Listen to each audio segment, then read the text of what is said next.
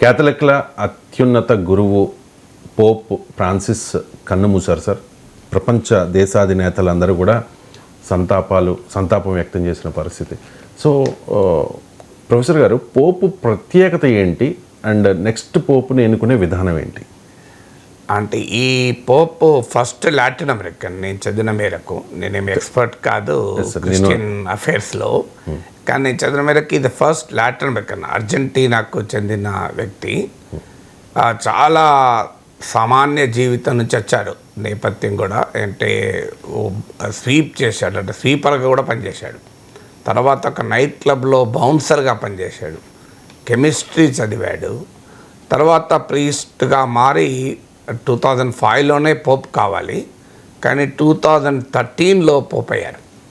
So ఆయన నేపథ్యానికి తగినట్టుగానే జీవించాడు. So ఆయన ప్రత్యేకత ఏంటంటే, పోపు ఉపన్యాసాల్లో కూడా మనం విన్నాం కూడా, అంటే strip away the pomp, return to the gospel. అంటే ఈ హంగులు ఆర్భాటాలు వదిలేయండి, దేవుడు చెప్పిన మాటలకు అంకితం కండి. The strip away the pomp, return to the gospel. అంటే రూట్స్ ఆఫ్ ద రిలీజన్లోకి వెళ్ళండి, ఈ ఆర్భాటాలు హంగులు ఇవి వద్దు అని రోమన్ క్యాథలిక్స్ ప్రపంచవ్యాప్తంగా ఉన్న తన ఫాలోవర్స్కు చెప్పేవారు. సో అందువల్ల తాను పోప్గా ఉన్న కోట్లాది మంది ప్రపంచవ్యాపిత రోమన్ క్యాథలిక్లకు ఆరాధ్య దైవంగా ఉన్నా కూడా అతి సాధారణమైన జీవితం గడిపాడు. గెస్ట్ హౌస్లో ఉండేవాడు.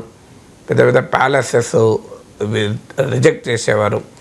ఎకానమీ క్లాస్లో, ప్రత్యేక చార్టర్లో మన రాజకీయ నాయకులు వెళ్తూ ఉంటారు ప్రజల డబ్బుతో, కానీ ఆయన ఎకానమీ క్లాస్లో ప్రయాణం చేసేవారు. ఎకానమీ క్లాస్లో ప్రయాణం చేయడమే కాకుండా తన ఫుడ్ తాను కుక్ చేసుకునేవారు. సో ఆ రకమైన నిరాడంబరమైన జీవితాన్ని గడపడం ఆయన మొదటి ప్రత్యేకత. రెండో ప్రత్యేకత ఏంటంటే చర్చ్లో రిఫార్మ్స్. సో ఈ పోప్ అన్న మాటలు ఏంటంటే, church is not a museum, it is a living thing. అంటే చర్చ్ అనేది ఒక మ్యూజియం కాదు, ఒక సజీవమైనటువంటిది. సజీవమైనది ఏదైనా మార్పు చెందుతూ ఉండాలి. నా హైడ్రేషన్ కోసం I just trust one thing, ఫుల్గా వాటర్ ఉండే కంట్రీ డిలైట్ వల్ల పొలాచి కోకోనట్స్. సో ఇప్పుడే కంట్రీ డిలైట్ యాప్ డౌన్లోడ్ చేసుకొని ఆర్డర్ చేయండి.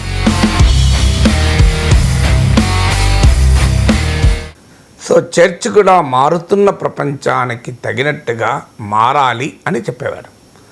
చెప్పి తనకు అవకాశం ఉన్న మేరకు తన పరిధిలో మార్పులు కూడా చేశాడు. సో వాస్తవంగా చర్చ్లో రోమన్ క్యాథలిక్ ట్రెడిషన్ ప్రకారం పోప్ కావాలంటే any Roman Catholic male can be the pope. So కానీ ఉమెన్ను లీడర్షిప్ పొజిషన్లోకి ఎంకరేజ్ చేశాడు. అంటే సహజంగా మతపరమైన అంశాలలో మహిళలకు నాయకత్వంలో ఉండడం అనేది తక్కువగా ఉంటుంది. అందువల్ల ఈ ఎంకరేజ్ వాటికన్లో కూడా ఉమెన్ను లీడర్షిప్ రోల్స్లోకి ఎంకరేజ్ చేశాడు.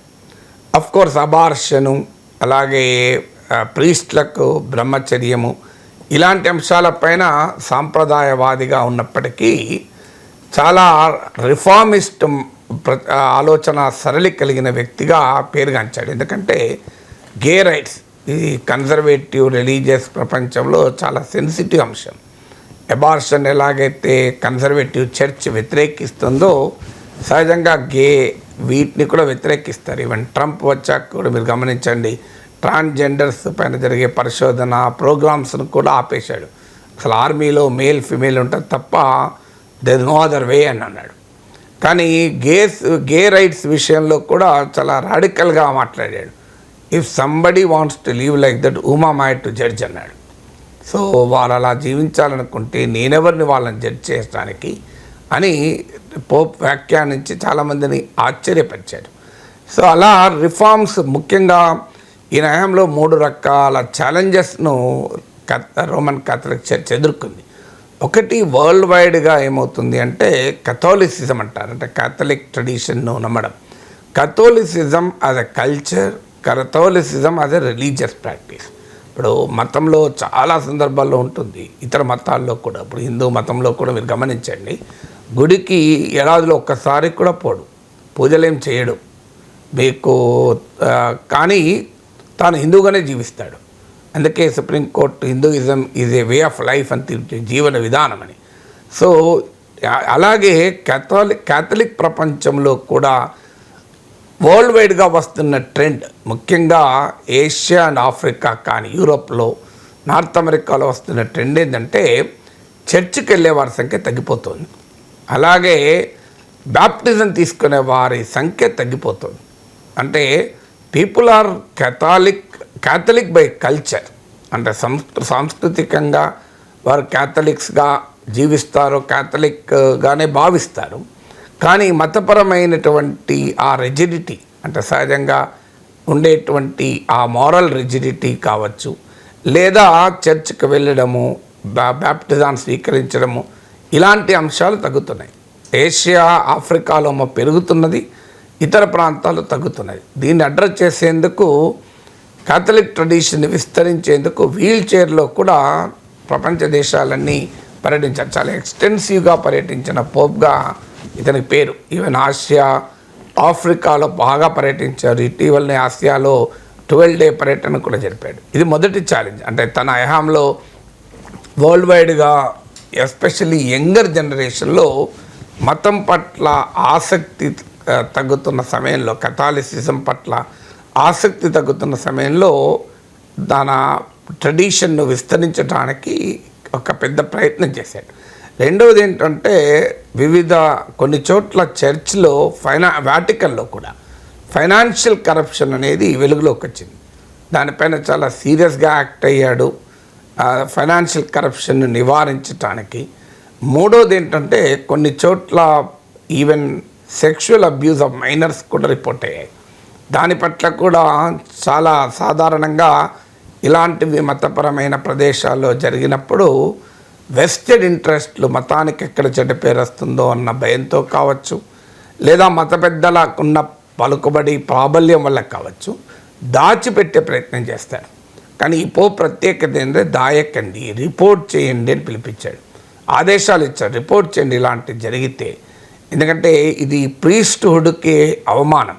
మీరు చేస్తున్న నీచమైన పని, మీరు ఏ లక్ష్యంతోనైతే, ఏ సంకల్పంతోనైతే బిషప్స్గా, ప్రీస్ట్లుగా బాధ్యతలు చేపట్టారో దానికే అన్యాయం చేస్తున్నారు. ఇది అన్యాయం, దీన్ని అంగీకరించే ప్రసక్తే లేదని దాన్ని రిపోర్ట్ చేయమని ఆదేశాలు ఇచ్చాడు. దాచిపెట్టకూడదు ఎక్కడ అని, ఎందుకంటే we'll have to fight it out అని చెప్పి. అందువల్ల ఒక రిఫార్మిస్ట్ లెగసీగా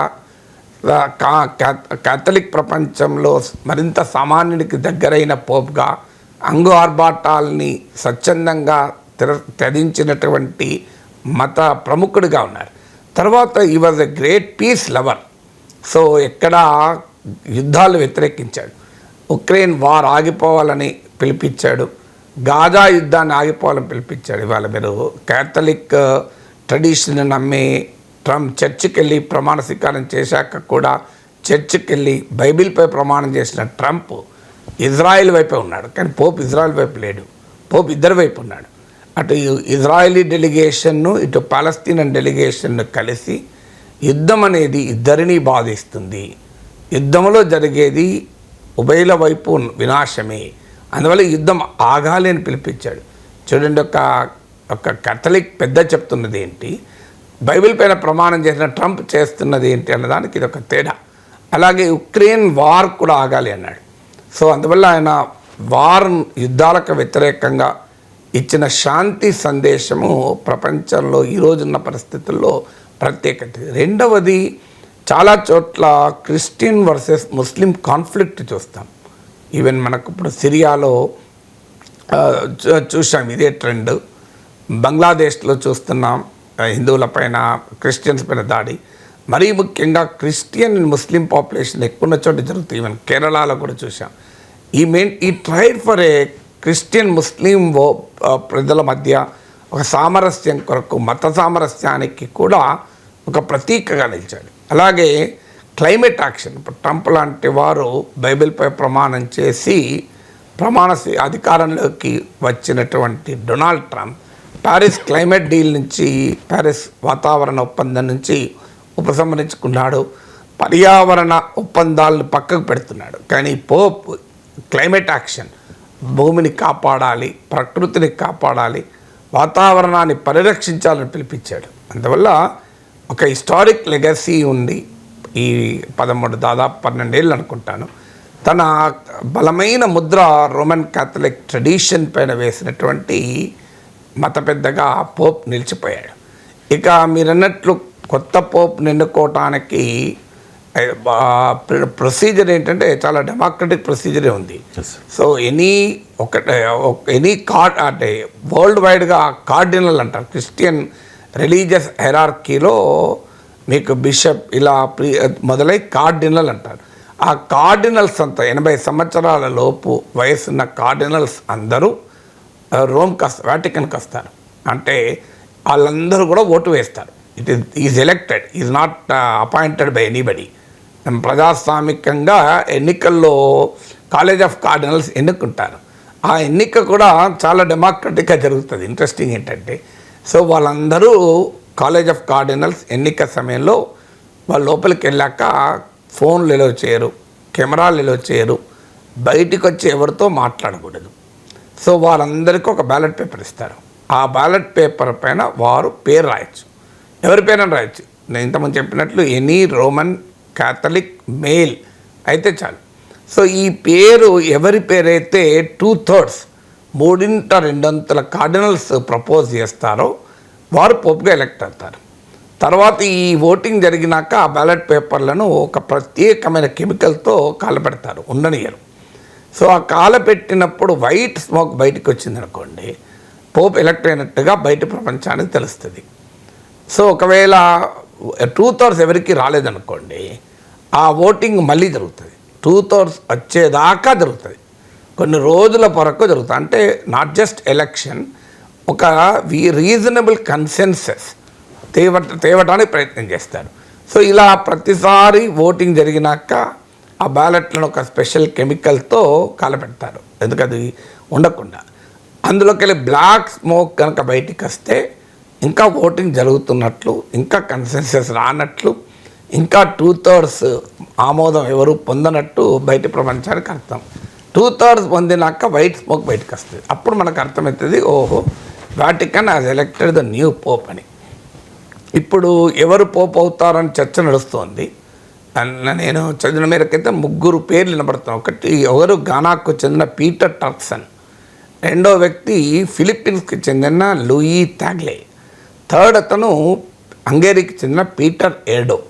ఈ పేర్లు కూడా ఎందుకు ముఖ్యమంటే, పీటర్ టర్క్సన్ కానీ లూయి తాగ్లే అంటే గానాకు చెందిన కానీ ఫిలిప్పీన్స్కి చెందిన వాళ్ళకి ఎలక్ట్ అయితే I think he will be the first Asian or African. ఘనాకు చెందిన వ్యక్తి అయితే first African to be the Pope. Second అతను ఎన్నికైతే first Asian to be the Pope. ఇది ఎందుకు సిగ్నిఫికెంట్ అంటే, మీకు ఇలా ఆఫ్రికా కాంటినెంట్ను డొనాల్డ్ ట్రంప్ కూడా వదిలేస్తున్నాడు. ఇప్పుడు లేటెస్ట్గా ఆయన గవర్నమెంట్ ఎఫిషియన్సీని పెంచే క్రమంలో బడ్జెట్ తగ్గిస్తున్నాడు, విద్యాశాఖను మూసేశాడు. ఇప్పుడు లేటెస్ట్గా ఫారిన్ మినిస్ట్రీ పైన పడి ఫారిన్ మినిస్ట్రీ బడ్జెట్ను 50% తగ్గిస్తున్నాడు. దీంట్లో భాగంగా ఆఫ్రికన్ కాంటినెంట్లో ఉండే అమెరికా రాయబార కార్యాలయాలు మూసేస్తున్నాడు. సో ట్రంప్ డిప్లొమసీలో ఆఫ్రికా అదృశ్యమైపోతుంది. కానీ రోమన్ క్యాథలిక్ ప్రపంచం మాత్రం ఎన్నుకొని మీకు పోప్లో మొదటి వరుసలో ఒక ఆఫ్రికన్ ఉన్నాడు. సో మొదటి లాటిన్ అమెరికన్గా ఇప్పుడు అస్తమించిన పోప్ ఉంటే ఆఫ్రికన్ ఎలక్ట్ అవుతున్నాడు. లెట్ us see అంటే ఎలా అంటే ఏ మతమైనా పోపే చెప్పినట్లు church is not a museum, it's a living thing. Every living thing has to change. అంటే సజీవంగా ఉండి ఏదైనా మార్పుకు లోను కావాల్సిందే అన్నారు. చూద్దాం ఈ కొత్తగా వచ్చేటువంటి పోప్ ఆ కొత్త సాంప్రదాయాల్ని, కొత్త మార్పులకు, కొత్త సంస్కరణలకు ప్రతీకగా ఉంటారో చూడాలి.